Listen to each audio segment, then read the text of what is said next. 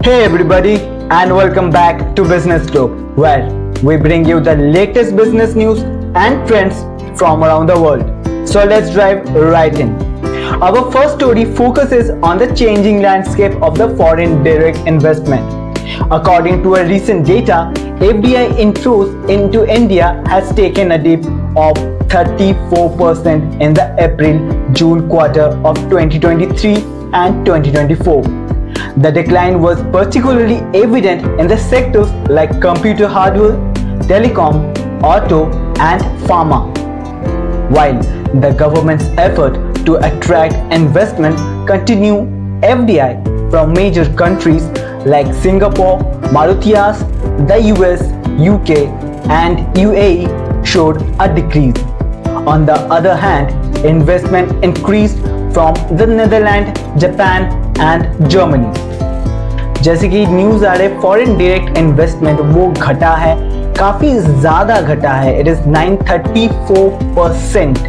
काफ़ी ज़्यादा बड़ा नंबर आ जाता है. और specially sectors like automobile, telecom, computer hardware, pharma, जिसके लिए कि इंडिया जाना जाता है, तो काफ़ी ज़्यादा कंसर्न वाली बात हो जाती है. लेकिन एक शिफ्ट है, मेजर शिफ्ट है कि जैसे कि बड़े बड़े कंट्रीज यूके कह लीजिए, यूएस कह लीजिए, यूएई कह लीजिए, सिंगापुर कह लीजिए, उनसे जो है उनसे एफडीआई डिक्रीज हुआ है. On the other hand surprising चीज़ ये है कि नीदरलैंड, जापान, जर्मनी जैसी कंट्रीज है, वहाँ से एफडीआई ज़्यादा हुआ है. जो लॉजिक मुझे समझ आता है इस रिपोर्ट से कि एफडीआई जो यूएस, यूके जो कंट्रीज है, ऐसी कंट्रीज, इसमें अभी रिसेशन चल रहा है, उतना इकोनॉमिक ग्रो नहीं कर पा रहे, इकोनॉमिक स्ट्रगल कर रहा है. इसलिए बहुत सारी न्यूज़ आ रहे हैं यूएस से कि बड़ी बड़ी कंपनियां ले ऑफ कर रही है अपने आप को सस्टेन करने के लिए. तो मुझे लगता है यही रीज़न होगा, इकोनॉमिकल इंस्टेबिलिटी ही रीज़न होगा एफडीआई के पीछे. और जापान, नीदरलैंड जैसी कंपनियां, वो उनका जब एफडीआई आ रहा है तो ये मतलब एक तरह से कह लीजिए तो FDI is not that much increasing. 34% dip है, लेकिन एक नई अपॉर्चुनिटी हमें दिखती हुई नजर आ रही है. नई नई कंट्रीज, नीदरलैंड, जापान जैसी कंट्री अभी FDI इधर इंडिया में डाल रही, तो एक अलग होप ऑफ रे भी है. लेकिन ये थोड़ा सा कंसर्न है कि like telecom, auto, pharma, computer hardware, जो कि जिसके लिए कि इंडिया जाना जाता है, वहाँ पे एफडीआई का कमी, ये थोड़ा कंसर्न बात है. तो लेट्स सी किस तरह से ये फ्यूचर में इम्प्रूव होता है. और after the economic stability of US, UK, क्या एफडीआई इंडिया में बढ़ता है या नहीं, इसके ऊपर हमारी नज़र रहेगी.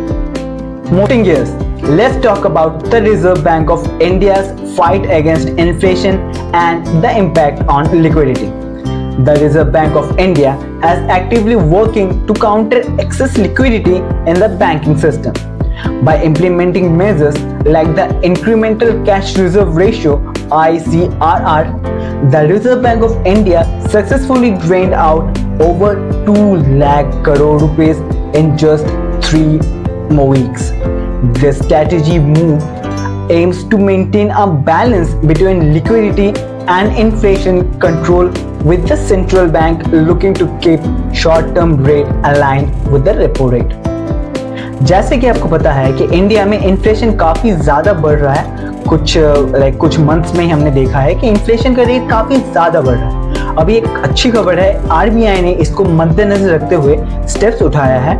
आरबीआई इन्फ्लेशन को घटाने के लिए वो जो है मार्केट से पैसे उठाने की कोशिश कर रहा था कि लिक्विडिटी कम हो जाए, मार्केट में डिमांड ही ना रहे उतनी ज़्यादा. लोगों के पास पैसे नहीं रहेंगे तो डिमांड ही कम हो जाएंगे.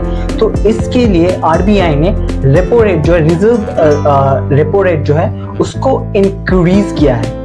रिजर्व रेपो रेट को इंक्रीज करने के वजह से जो पैसे, रिजर्व रेपो रेट होता क्या है? रिजर्व रेपो रेट जो इंटरेस्ट, रेट ऑफ इंटरेस्ट बैंकों को दिया जाता है, राइट.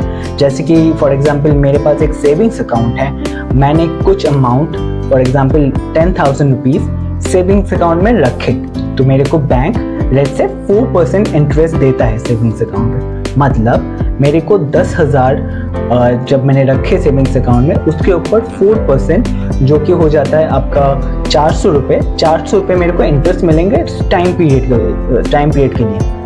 तो यही सेम बात जब बैंक पैसा रखता है आरबीआई के पास, उनको जो इंटरेस्ट मिलता है उसको रिजर्व रेपो रेट कहते हैं। तो आरबीआई ने रिजर्व रेपो रेट इंक्रीज करा है, इससे जो बैंक्स है वो अट्रैक्ट होंगे, ज़्यादा इंटरेस्ट कमाने के चक्कर में जो लिक्विडिटी है, जो कैश है बैंक के पास, वो अब आरबीआई के पास जमा करेंगे ताकि उनको ज़्यादा इंटरेस्ट मिल सके। इसका इम्पैक्ट ये पड़ता है कि सिस्टम में या इकोनॉमी में उतना ज़्यादा कैश अवेलेबल ही नहीं रहेगा बैंकों के पास, ताकि वो पैसे दे सके लाइक लोन्स के फॉर्म में। और उसके हिसाब से क्या होगा, लोगों के पास पैसे नहीं रहेंगे तो डिमांड मार्केट में घट जाएगा, डिमांड घट जाएगा तो ऑटोमेटिकली जो है प्राइजेस ऑफ थिंग्स वो कूल डाउन होते हुए हमें दिखने के आसार हैं। तो एक काफ़ी ज़्यादा अच्छा खुशखबरी है इंडिया के लिए, इंडियन इकोनॉमी के लिए और सिटीजन्स ऑफ इंडिया के लिए।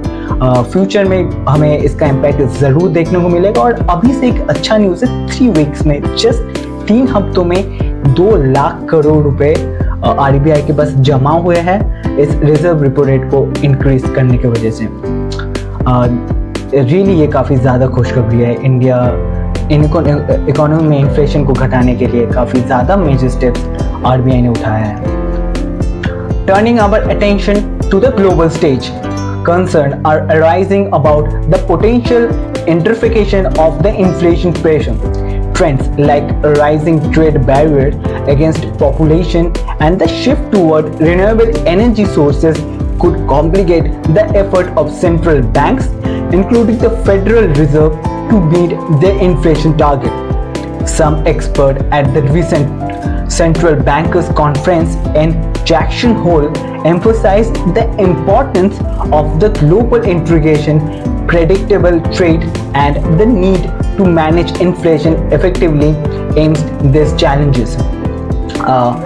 जैसे कि हमने देखा कि इंडिया तो फाइट कर ही रहा है इन्फ्लेशन से, अब ग्लोबल इकोनॉमी भी इन्फ्लेशन से फाइट कर रहा है। काफ़ी बड़ी बड़ी कंट्रियाँ उसमें इन्फ्लेशन बढ़ता हुआ दिख रहा है और ये काफ़ी दिनों से चल रहा है, काफ़ी महीनों से चल रहा है कि इन्फ्लेशन ग्लोबल इकोनॉमी मतलब इन ऑल हर एक कंट्री में इन्फ्लेशन जो है वो बढ़ता हुआ दिख रहा है। अभी फेडरल रिजर्व का कहना यह है कि इन्फ्लेशन का, ग्लोबल इन्फ्लेशन का एक कारण यह है कि जो आपका ट्रेड बैरियर्स है, उसके बाद ग्लोबल अनप्रेडिक्टेबल ट्रेड बैरियर्स, फिर जिस तरह से अपने ट्रेड रेस्ट्रिक्शंस लगाना, उसके वजह से ग्लोबल इकोनॉमी में इसका इम्पैक्ट पड़ता हुआ दिख रहा है इन्फ्लेशन के रूप में। आपको समझाते हैं कैसे, जैसे कि चाइना मैन्युफैक्चर करता था कुछ, राइट, उसके बाद सेटअप था, सब कुछ था चाइना के पास। अगर आप सडनली ट्रेड रेगुलेशन लगा के चाइना को रोक देते हो कि नहीं आप ये पर्टिकुलर प्रोडक्ट नहीं मैन्युफैक्चर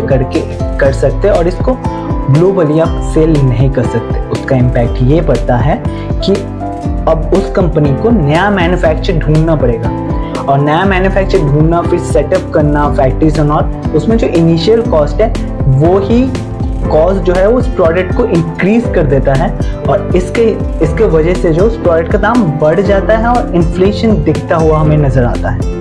तो अगर हमें अगर रेस्ट्रिक्शन नहीं लगाते हैं या रेस्ट्रिक्शन को सिक्योरिटी रीजन के साथ रेस्ट्रिक्शन लगाना भी पड़ता है, तो हमें पहले से प्रिपेयर्ड रहना पड़ेगा ताकि उस प्रोडक्ट का दाम उतने ज़्यादा इंक्रीज ना हो।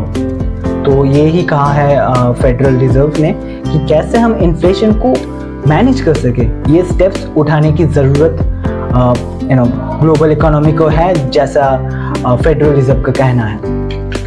Wrapping up our business news roundup, let's talk about the China's effort to bolster its stock market in a bid to restore the investor confidence in an economic slowdown. China has decided to cut the stamp duty on securities transactions by half.